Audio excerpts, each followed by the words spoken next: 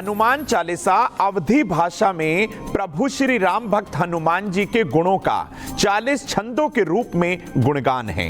उनके बारे में बताया गया है। इसके रचयिता गोस्वामी तुलसीदास जी हैं, ये भी जान लीजिए। हमारी पूजा पाठ में, पूजा अर्चना में हनुमान चालीसा का बहुत ज्यादा महत्व माना गया है। हर व्यक्ति अपने कार्य से निकलने से पहले प्रतिदिन हनुमान चालीसा का पाठ करता है। लेकिन हनुमान चालीसा के सरल शब्दों से प्रभु श्री राम भक्त हनुमान जी को आसानी से आप प्रसन्न कर सकते हैं। उसके छंदों का गुणगान करके हनुमान जी को प्रसन्न कर सकते हैं। हनुमान जी को कभी भी हार का सामना नहीं करना पड़ा। जी हां, कभी उन्हें पराजय का सामना नहीं करना पड़ा। इसीलिए हनुमान चालीसा का पाठ श्रद्धा पूर्वक करके कोई भी व्यक्ति हनुमान जी की विशेष कृपा आसानी से प्राप्त कर सकता है और अपने हर कार्य में विजय प्राप्त कर सकता है। मित्रों, इसलिए हम बहुत बार कहते हैं कि जब भी कोई कार्य बिगड़ जाए या किसी ग्रह की विशेष दशा हो तो हनुमान चालीसा का पाठ कर लीजिए। विशेष तौर पर हम मंगलवार के दिन की बात करें तो हनुमान चालीसा का पाठ करने से कुंडली का मांगलिक दोष शांत हो जाता है। अगर शनि का कोई दुष्प्रभाव है, शनि की महादशा है, शनि की साढ़े साती है, शनि की ढैया है या शनि चंद्रमा का विषयोग है, तो भी हनुमान चालीसा का पाठ अमृतमयी माना गया है, लाभदायक माना गया है। तो आगे आपको बताएंगे कि हनुमान चालीसा के पाठ में आपको कौन सी सावधानियां बरतनी चाहिए। अगर आपके पास समय का अभाव है तो विशेष किन छंदों का अनुसरण करके आप हनुमान जी की विशेष कृपा पा सकते हैं। और हाँ मित्रों, आपके प्रश्नों का जवाब भी दूंगा, निश्चिंत रहिए। आप हमारी ईमेल आईडी नोट कर लीजिए। निसंकोच इस मंच पर आप अपना प्रश्न साझा कर सकते हैं। अब आपको बताते हैं कि हनुमान चालीसा करने की वो सरल विधि क्या है जिसे अपनाकर हनुमान जी की विशेष कृपा आप पर हो सकती है। देखिए, आपको बता दूं मित्रों कि वैसे तो प्रभु श्री राम भक्त हनुमान जी बहुत दयालु हैं, कृपालु हैं। उनका ध्यान करने से ही उनकी विशेष कृपा हो जाती है। अगर बात करें हनुमान चालीसा की तो देखिए कुछ विधि आपको अपनानी होगी। मंगलवार के दिन सुबह या शाम स्नान करके पूर्व या दक्षिण दिशा में हनुमान जी का एक चित्र लगाइए, वो भी एक लाल कपड़ा बिछाकर उस पर स्थापित कर लीजिएगा। हनुमान जी के सम्मुख एक शुद्ध घी का दीपक जलाइए। दीपक चांदी का हो अच्छा है, वरना आप मिट्टी का दीपक जला सकते हैं। एक लोटे में जल भरकर हनुमान जी की दाईं तरफ आप रख दीजिएगा। अपने दाएं हाथ से जल लेकर हनुमान चालीसा की पाठ का आपको संकल्प लेना होगा।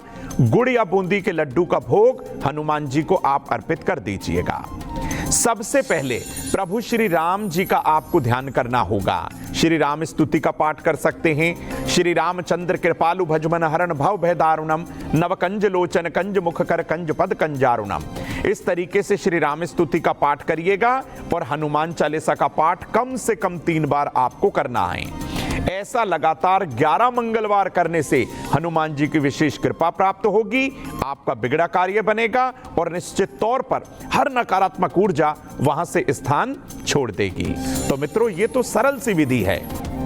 सावधानी आपको क्या बरतनी है वो आपको बताऊंगा। विधि हमने आपके साथ साझा कर दी है। आप हमारी ईमेल आईडी नोट कर लीजिए। किसी भी तरीके का कैसा भी कोई प्रश्न है, कोई दुविधा है, परेशानी है, टेंशन है, बिल्कुल ना घबराएं। हमारी ईमेल आईडी नोट कर उस पर आप अपने जो है प्रश्न हमारे साथ साझा करिए। आपके प्रश्न का जवाब अवश्य देंगे। आइए मित्रों, अब आपको बताते हैं कि हनुमान चालीसा के पाठ में कौन सी सावधानी आपको जरूर बरतनी चाहिए जिससे चालीसा का संपूर्ण लाभ मिल सके। हनुमान चालीसा का पाठ बिना स्नान किए कभी नहीं करना चाहिए।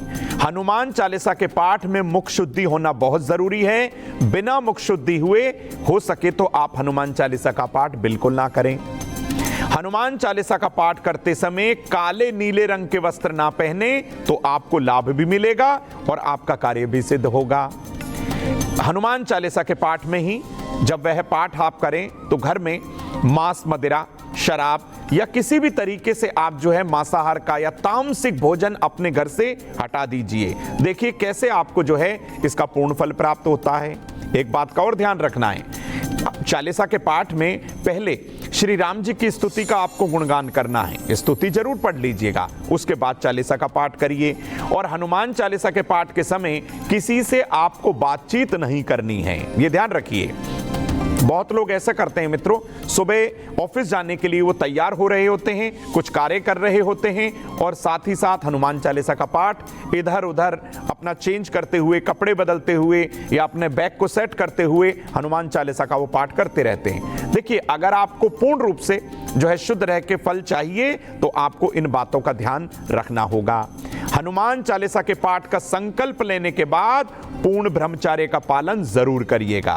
ये छोटी छोटी बातें हैं मित्रों, जिनका आपको अनुसरण करना होगा। निश्चित तौर पर हनुमान जी की विशेष कृपा होगी। हनुमान चालीसा के वो चमत्कारी लाभ जिनका अनुसरण करते ही आपको अनुभव होने लगेगा, आपको आभास होने लगेगा कि हमने ऐसे पहले पाठ क्यों नहीं किया।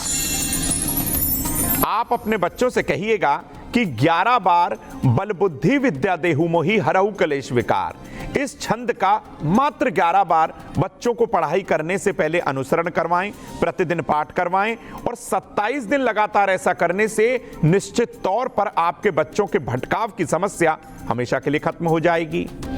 अगर बच्चों के मन में या आपके मन में अकारण भय हो तो आपको क्या करना है? भूत पिशाच निकट नहीं आवे, महावीर जब नाम सुनावे। इस छंद का 27 बार 27 दिन लगातार आप पाठ करिए। व्यक्ति के मन का भय चुटकियों में दूर हो जाता है। अगर आपका कोई कार्य सिद्ध ना हो पाए, आपको असफलता मिल रही है, तो भीम रूप तेरी असुर संघारे, सिया राम जी के काज संवारे। तो ये छोटे छोटे जो छंद हैं, इनका आपको अनुसरण करना है। किसी भी कार्य को करने से पहले कम से कम 13 बार इसका अनुसरण करिए, इसका उच्चारण करिए, फिर देखिए आपका कार्य कैसे बनता है। अगर आप बहुत समय से बीमार हैं, दवा का सेवन कर रहे हैं और असर नहीं हो पा रहा, क्या बोलना है आपको? नासै रोग हरे सब पीरा, जपत निरंतर हनुमत बीरा।